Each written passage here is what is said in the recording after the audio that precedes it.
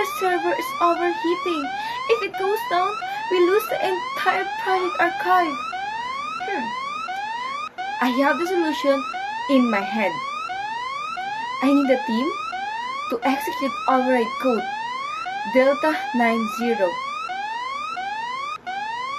Tristan, I'm sending my thought to you right now. Soren's idea received, translating raw human thought into digital data.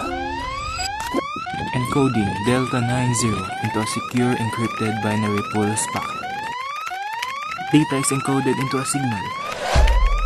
Channing, the packet is live on the network. Move it.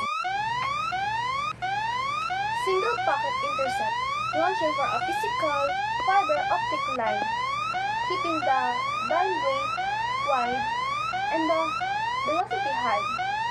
I am physical highway for this data. Not so fast, network runners. Let's see how your precious data signals handle my massive blast of electromagnetic interference.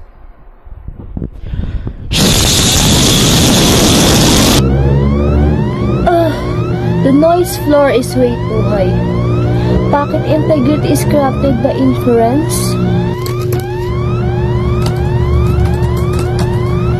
Isolating the static, stripping away mixed interference, resembling the broken data blocks, decoding the signal now. It says Delta 90.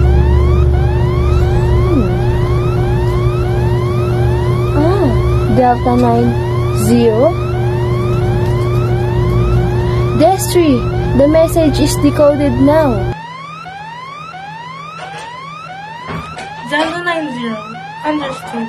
That indicates backup of cooling system. Override code executed. Server temperature dropping. We are locked down and safe. Communication successfully.